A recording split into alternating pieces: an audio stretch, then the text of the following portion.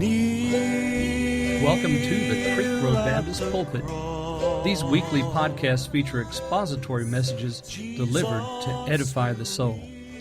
Now let's join Pastor Dave as he presents this week's message. We're going to be in the tombs with Jesus and Legion today in Luke chapter 8, and we'll begin our reading in verse 26. So Luke chapter 8, beginning in verse 26. And they arrived at the country of the Gadarenes, which is over against Galilee. And when he went forth to land, there met him out of the city a certain man which had devils long time, and wear no clothes, neither abode in any house, but in the tombs.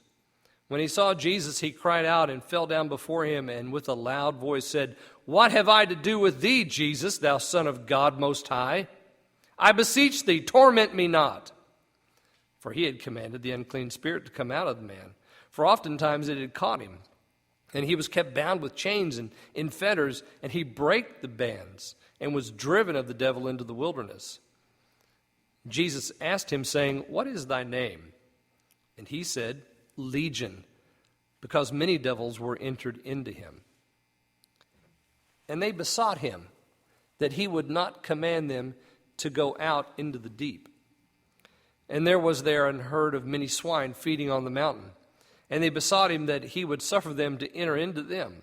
And he suffered them, and they went, and then went the devils out of the man, and entered into the swine. And the herd ran violently down a steep place into the lake, and were choked. When then they had fed them, saw what was done, they fled, and went and told it in the city and in the country.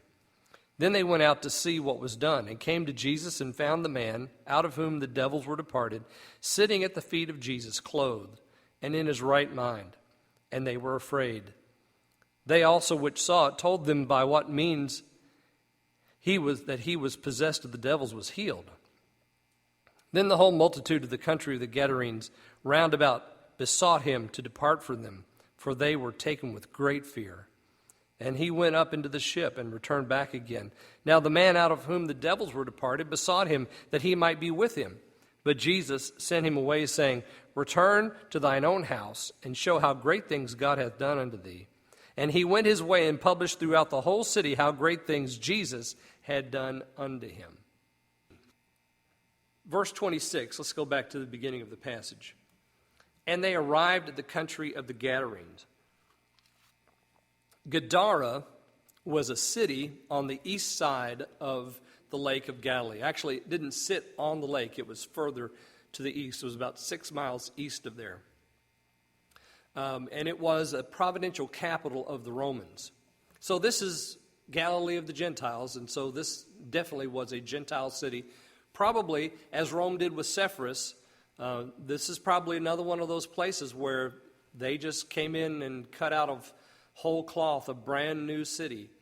And the ruins of it are still there today and are magnificent. I mean, the ruins themselves are grand.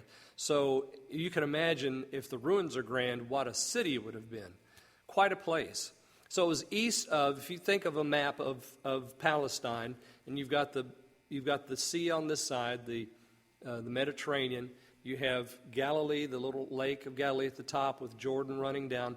The Gadarenes would be, Gadara, the city, would be to the east of the lake, about 6 miles east of the lake. So that whole area was called the area of the Gadarenes, from the lakeside eastward towards the city and then probably past the city some ways. This was the area of the Gadarenes. Most likely a Gentile area. So Jesus gets in the boat with his disciples, and you can read about the boat trip on verse 22 through 25. That is the story where Jesus stills the storm. We're going to talk about that in just a minute. So he comes over to the east side of the lake, where there's a very Gentile population, and right away we have somebody coming out to meet him. Now, it's very likely that they knew Jesus was coming, because on the Lake of Galilee, it's kind of hard to describe it. It's a funny area, and it's visually deceptive because the lake sits in a bowl. Just imagine the inside of this room as the area called the Lake of Galilee. And you've got the top of the blue wall right there where the roof meets the wall. That's the top of the mountains on one side. And then on the top of the mountains on the other side, you've got, the top of that blue wall. And then right here in the middle is the lake. So honestly, you just go straight down into the water. That's why the Lake of Galilee was so dangerous, because the weather coming from the west side, and of course I'm doing this from my perspective. I should be doing it so you can see it from this. When the weather coming from the west side barrels down into that little bowl that's created by the plateaus on either side, and the water has no choice but just to go, whoosh, and rage, because you've got so much weather, and it just rushes down those plateau elevated slopes and right into that water. And so you're looking at the Sea of Galilee, and it's a big body of water, but it's deceptive because you have the steep bank on one side and a steep bank on the other side, and it doesn't look that far over from one place to the other. Like if you're out west and you see a mountain, you say, oh, look at that mountain. I want to go over to that mountain. Well, that mountain's 80 miles away. It looks like you could throw a rock and hit it. See, the depth is strange. And so same with the Sea of Galilee. It's the perception is weird.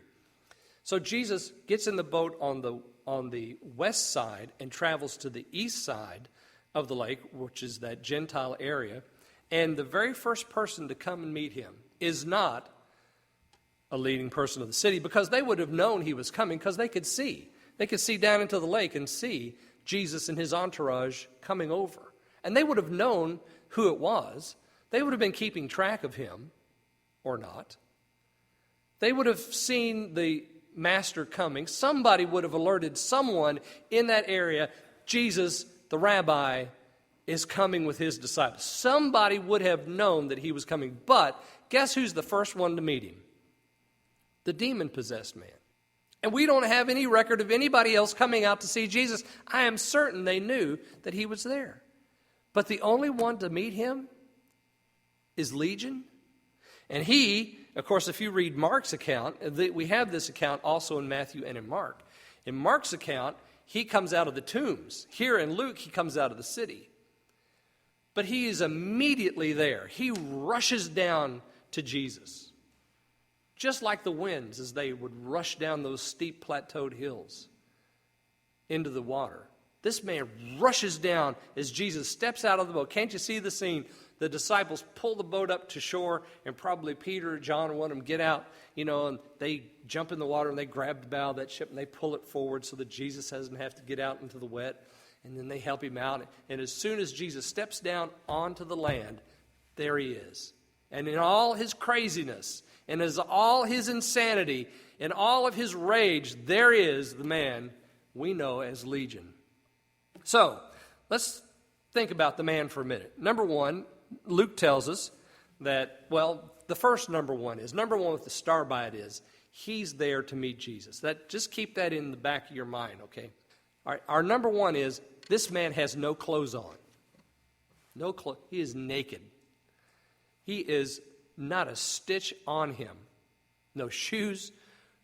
Well, this guy is completely naked. He has nothing on whatsoever, and dirty from head to toe. You can imagine how wild he is. Hair is probably tangled and matted. He's got a scruffy beard, and his face is dirty, and his eyes are wild, and he comes rushing down to the Savior. That's number one. Number two, he doesn't live in a house any longer. Notice what Luke tells us about him. He had devils a long time, wear no clothes, neither abode in any house, but in the tombs. So he doesn't live with his wife and children any longer. He doesn't live with his mom and dad any longer. He can't live in a house. So where does he go?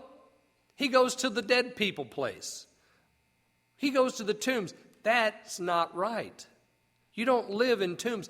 Living people don't live in tombs. There's nothing there for living people to have. There's no comfort there. There's not a bed there. There's only stone couches where they lay dead people. That's all they've got in tombs. But that's where he went. He lived in the tombs. Number three, it says there in verse 29, He had commanded the unclean spirit to come out of the man, for oftentimes it had caught him, and he was kept bound with chains and in fetters, and he brake the bands and was driven of the devil into the wilderness. Okay, so not only was he naked, not only did he live in tombs, but he couldn't be bound. He could not be controlled. And when they put chains on him, he broke chains. As a matter of fact, in Mark's gospel it says he broke his fetters into pieces. This fellow had superhuman strength. Now you say, well, those are ancient chains. Yeah, but have you ever seen an ancient chain? They were heavy. They were big and they were thick. You couldn't break one of those links if you tried. And this guy snapped them. He would break his chains, pull off his fetters. He was superhuman in strength. He was driven by demons. It says that he would go into solitary or wilderness places. Not only did he live in tombs, but when the devils were driving him mad, he would run out into the wilderness. Mark's gospel also gives us some more information. I've been teasing you with Mark. Let's just turn back to Mark chapter 5 real quick. In Mark chapter 5, it gives us a little bit more about this guy. Of course, it begins with, immediately there met a man out of the tombs. So there's Mark's immediacy. He rushes down to the lakeside to meet Jesus. Verse 3 of Mark 5. Who had his dwelling among the tombs, no man could bind him, no, not with chains, because he had been often bound with fetters and chains, and they had been plucked asunder by him. The fetters broken in pieces, neither could any man tame him. So this, you talk about wild and superhuman, this guy is it. Always, night and day, he was in the mountains. Now, there's our driven into the wilderness in Luke. He was in the mountains and in the tombs, crying and cutting himself with stones. So there's another piece of this man's insanity. He's crying, his anguish is great, and he's abusing himself, cutting himself with stones. And that is going to hurt. So he sees Jesus afar off, and he runs and he worships him in Mark chapter 5, verse 6. The demons here, let's move forward in our passage in Luke just a little bit. The demons besought Jesus that they would be allowed to go into a herd of swine that was feeding on the hillside not far away. It says that they didn't want to go into the deep, that is the abyss. They didn't want to go off into the abyss. Jesus could have sent them anywhere. Could have sent them into the abyss, never to be heard from again. He could have sent them anywhere. They beg him, please let us go into this group of pigs over here. So that's our man. This is before he meets Jesus. He is driven of these devils. He is naked. He is wild. He is superhuman in his strength. He is in anguish. He's cutting himself. He can't live at home. He's living in the tombs. He's living in solitary wilderness places. He's being driven of these demons, and no man can tame him. Now, I'm borrowing from Mark's language here. No man can tame him. That's before Jesus. Okay, so what happens after Jesus?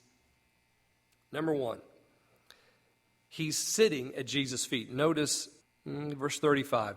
And they went out to see what was done and came to Jesus and found the man out of whom the devils were departed, sitting at the feet of Jesus.